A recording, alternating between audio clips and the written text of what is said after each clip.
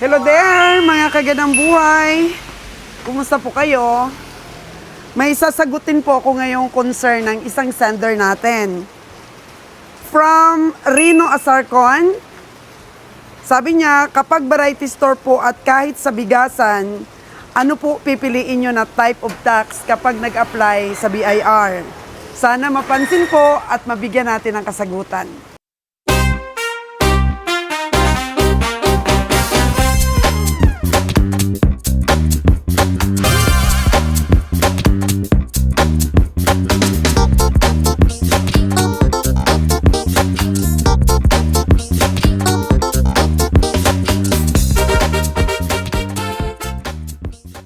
So, welcome back to my channel, mga kagandang buhay. Napaka-importante po talaga na alam natin kung ano ang ating mga i-comply kung decided na tayo na mag-umpisa sa isang business. So, napakagaling at napakaganda ng tanong ng ating isang subscribers tungkol po sa tax type, kung ano ang dapat niyang i-comply o i-apply, mga kagandang buhay. So, ikwento ko based on my experience dahil lahat naman po ng aking mga vlogs dito sa Solves Kagandang Buhay ay based po sa aking experience. So, ang tax type kasi, mga kagandang buhay, VAT at saka non-VAT. Yun siguro ang gusto kong sabihin ng ating sender, mga kagandang buhay. So, ako nung nag-umpisa ako, ay ako mismo yung pumunta doon sa BIR without any experience. Doon po ako nagtanong sa office mismo ng BIR, mga kagandang buhay. At magbabayad ka rin po ng withholding tax. Ang dala ko po kasi noon, hinanapan ako nung pumunta ako doon sa office nila, meron ka ba pong kontrata? Sabi niya, opo sir, pero hindi po siya notarize. Ano lang po, sulat-sulat sa papel. Sabi, pwede ko bang makita? Tapos binigay ko po sa nag-assist sa akin, nakasulat doon sa papel, itong kasulatan na to ay patunay na ang renta na napagkasunduan namin ay 7,000 a month at meron siyang 2 months advance at 1 month deposit. Ayun. So, doon sa 7,000 na yun na renta ko, doon binasi, mga kagandang buhay, yung withholding tax ko. Kasi, kung hindi mo po pagmamayari yung building, ay magbabayad ka po talaga ng withholding tax. Depende po doon sa renta mo, doon sila bumabase kung magkano ang dapat mong bayaran. Kunti lang naman po, mga kagandang buhay, yung withholding tax. Tapos, tinanong ako kung ano yung mga tinitinda ko. Sabi ko, nag-umpisa pa lang po ako. At yung benta ko po ay bigas. Tapos may kunti po akong itlog, may kunting mantika. So, non-VAT po. Non-VAT po talagang binigay sa akin. Dito na po yung aking manager.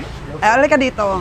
At maya-maya po ay tulong kaming dalawa para explain sa inyo yung mga binabayaran niya sa VAT kasi siya na po halos ang humahawak ng mga namin accounts. Oo, siya ang may access doon sa accountant. Yung kagandang buhay ninyo, hindi ko na pinoproblema yon. Pero hanggat sa makakaya ko, sige, tapusin mo muna yan. Ano yung delivery? Yes. Saan mo? Delivery? Babaw? Abe. So habang busy yung mga tao ko, dito ako. Kasi kung mapapansin niyo yung namin, yung displayhan ng retail per kilo, dilipat ko na po nakaharap sa cashier. Dati po nakaharap sa kalsada. Mas maganda po ngayon, mas maaliwalas. Kasi nakakapasok dito yung tao, maganda po yung pamimili nila. So, arrange din po minsan, maganda po yung natin. Baguhin din yung arrangement ng store natin. Mamaya ililibot ko kayo kung ano po mga binago ko. So, back sa ating topic, mga kagandang buhay. So, yun. Kapag ka nag-umpisa ka pa lang ng negosyo, siyempre pinag-uusapan natin dito, maliit na bigasan, di ba? Maliit na tindahan. Yun ang pinag-uusapan natin, hindi pangmalakihan. So, based on my experience, mga kagandang buhay, yun ang binigay sa akin. So, quarterly. Quarterly po ang bayad. Nahiya na lang tuloy si madam. So, quarterly po ang bayad ko noon. Hindi mabigat sa bulsa. Kapag ka non-VAT, oo. Ang BIR ko po ngayon ay VAT na. So, dati, non-VAT. Ang mga supplier mo po ay online na po kasi ngayon. So, dinideclare talaga nila ng mga supplier natin yung mga purchases natin. So, pag dineclare ka sa BIR, naku, mga kagandang buhay, hindi mo nabangga yung resibo nila, penalty ang abutin mo. So, Manager Darren, at your service, meron tayong EWT, di ba? Oo, meron Kaya mo po. bang i-explain sa kanila? Yung paggawa ng EWT kasi minsan na depende yan sa resibo, kinukunan natin yan ng Ilang percent? 1% sa resibo. Kinukompute muna natin yan. Paano mo kinukompute? Divide muna natin sa 1.12, tapos ita-times natin yan sa 1%, at yun na po yung ikakaltas natin sa sa Sa mga amount, supplier natin. Sa mga supplier natin. Halimbawa, ang supplier natin is, kuha ka ng calculator doon. Kuha ka muna para medyo may idea yung ating mga tagapanood. Paano ka mag-compute? Ngayon, si Nestle ako. So, nag-deliver ka sa akin ng 350,000. 350,000. For example, 350,000. I-divide po natin yan sa 1.12 muna. 1.12. Yan, isusulat din natin yan sa, halimbawa, first quarter.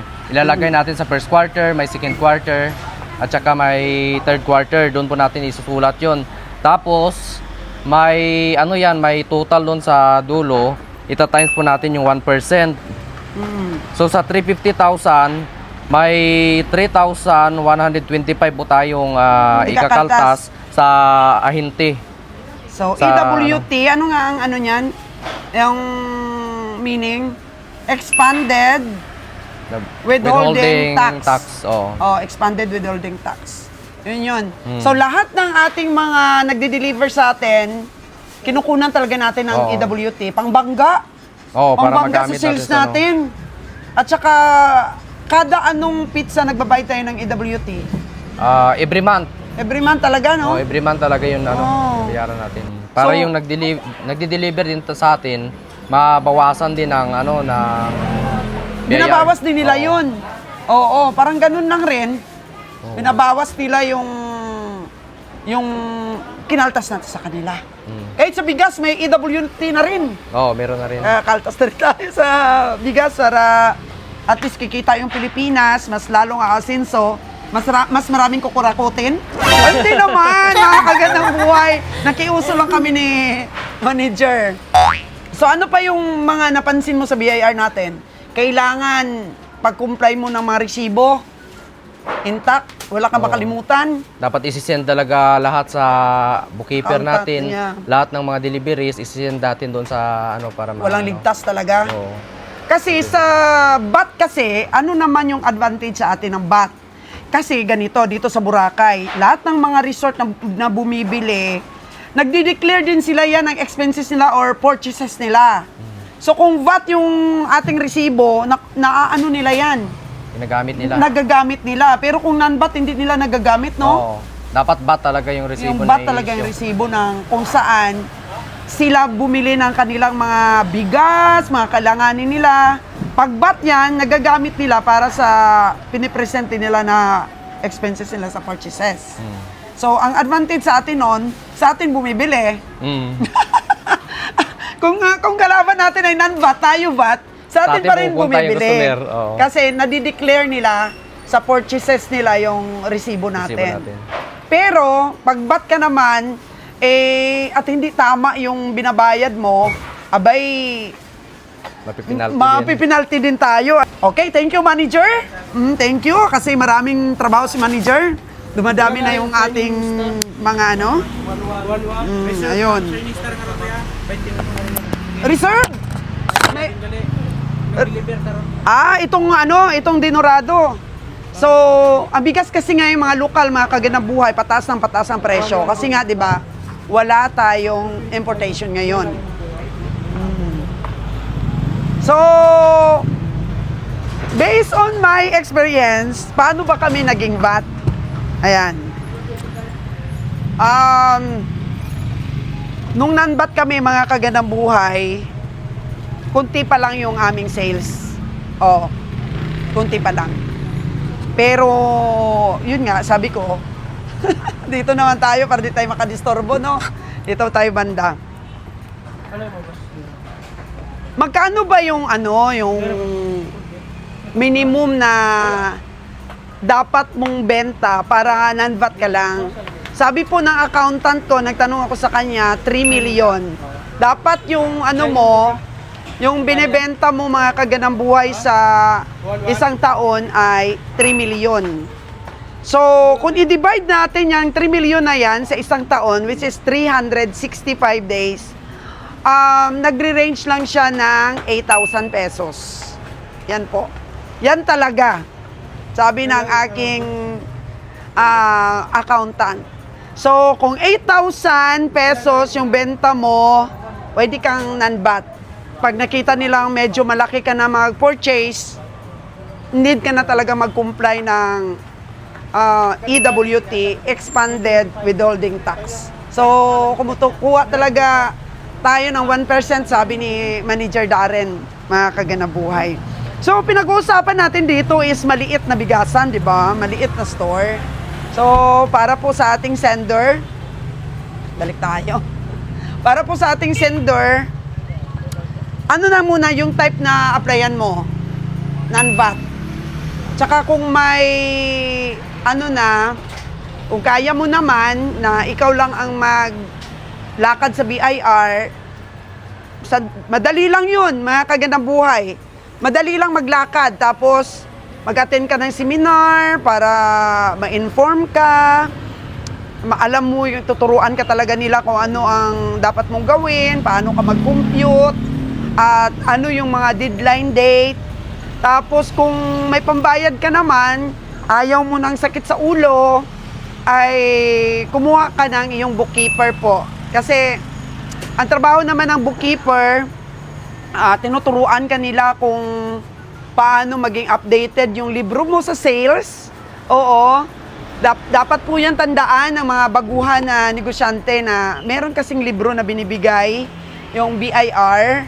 So, kailangan i-record mo doon ang sales of the day mo. May mga expenses din doon. So, tuturuan ka naman yan, mga kagandang buhay, kung paano ka magsuman yan. So, baka ma-surprise ka at may maglibot-libot na mga BIR personnel. Tapos, check upin yung establishment mo. So, kailangan wala silang makitang violation.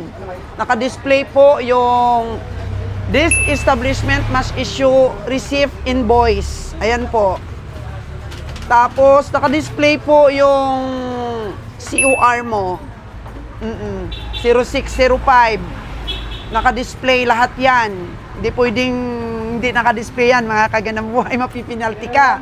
Tapos yung libro mo, intact. Intact yung libro mo dyan. December 1 hanggang kasalukuyan ay may sulat talaga yan kung magkano yung benta mo. Tapos may mga resibo yan na ini-issue ka, official receipt. May numbering din yan ang official receipt kung ilan po yung na-issue mo sa isang araw, dyan po nakalagay yan at ang total. So, dapat maingat po tayo kung may negosyo po tayo. Sa usaping BIR talaga, dapat comply talaga, nakakomply po tayo at alam natin yung batas sa negosyo, mga kagandang buhay.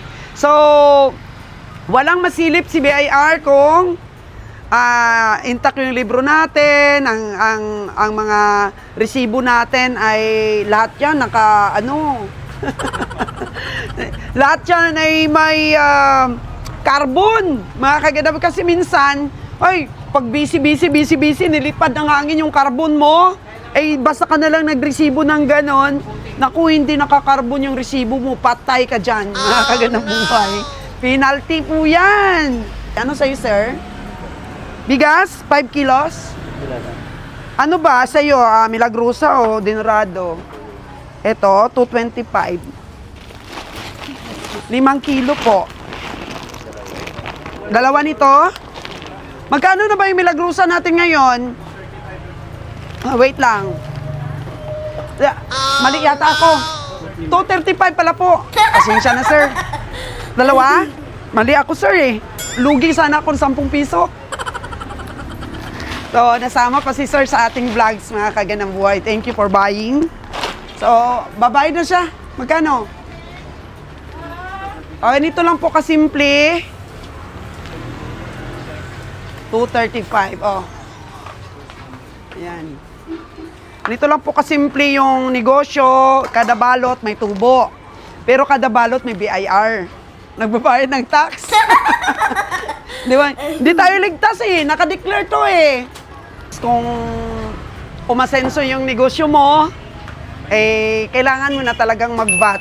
Kasi hindi natin matatago yan sa BIR dahil lahat ng supplier natin online. Online na po na dinideclare nila tayo. Nire-report din nila tayo sa BIR.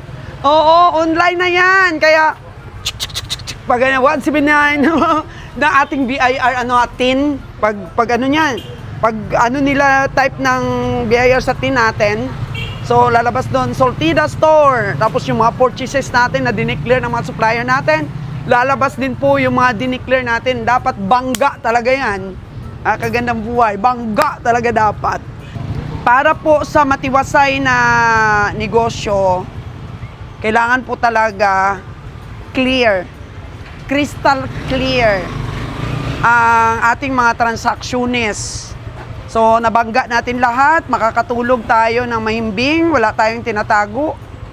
O, di ba? Dito pa sa Boracay, tuloy-tuloy ang ating mga stocks.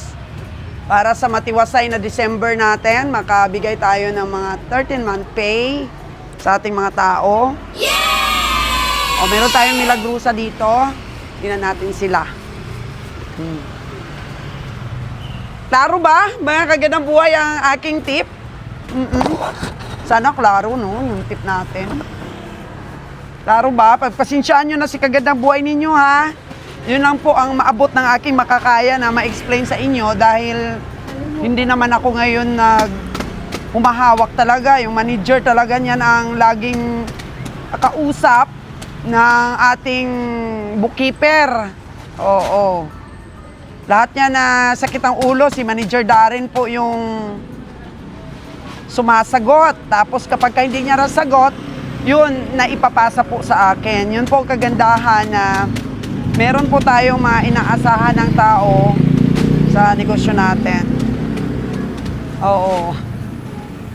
So, yan na yung ating, dati kasi dito nakaharap yung bigasan, yung ating retail. Pero ngayon, mga kagandang buhay, ito na, pinaharap sa cashier. Pinaharap ko na para bongacious. Tapos yung bigas natin, ayan na siya. Ayan na siya. Nakaharap na dito. So, hindi tayo masalisihan. Hindi tayo masalisihan, mga kagandang. Minsan nasasalisihan tayo eh. At ito na, ang ating mga hot dogs. Tsaka mga longganisa. Nakaangat pa oh. Oh. Yun. Punong-puno po yan. Ito, mga bigay lang to ng mga customer natin ng mga freezer. Ito na sa Tender Juicy, Ayan. So, gamit na gamit po, mga kagandang buhay. Yan na. May kalawang na. Pero sa gabi lang namin sinasaksak. Pagkatapos sa umaga, ganito. Kasi kapunong-puno nga naman, mga kagandang buhay. Sobrang puno. Kaya, grabe rin po. Ang wholesaler din po kasi kami nito. Ng mga tusino. Yun. Ewan ko dito kasi may tubig. O, tingnan natin. Ano to dalawa lang dati na freezer pero dinagdagan natin. Puno rin. Puno rin po dito. Grabe yung stock natin, intact. Tapos dito naman yung bigas. Ayan si Polly. Pinafile po nating maigi. By klase. Ngayon, konti lang naman ang klase ng bigas natin ngayon. Dahil nga, mahirap na rin umorder ng mga local rice. Tapos dito naman, mga Coke. Oh. So, sana na-satisfy sa sagot natin ang ating sender. Oo. Until next time, mga kagandang buhay. Thank you, Manager Darren. Manager Darren namin kung saan-saan. Sa kanya lahat. Oh. Ito na po ang Boracay ngayon. So, message lang po ng mga gusto niyong tanong. Hanggat sa abot na aking makakaya, sagutin po natin yan. Kung nakulangan po kayo ng sagot, pasensya na po. Based on my experience lang po, yung lagi nating tinatalakay dito. So, hindi naman tayo expert. Based on our experience lang. Para wag tayong mabash. Tingnan nyo po yung napakagara nating pag-pile ng bigas. So, ganito dapat rin ang gayahin ninyo. Maging very good example po ang mga store natin na pinapakita ko sa inyo. Ganyan. Oh, kalinisan talaga yung number 1, mga kaginang buhay.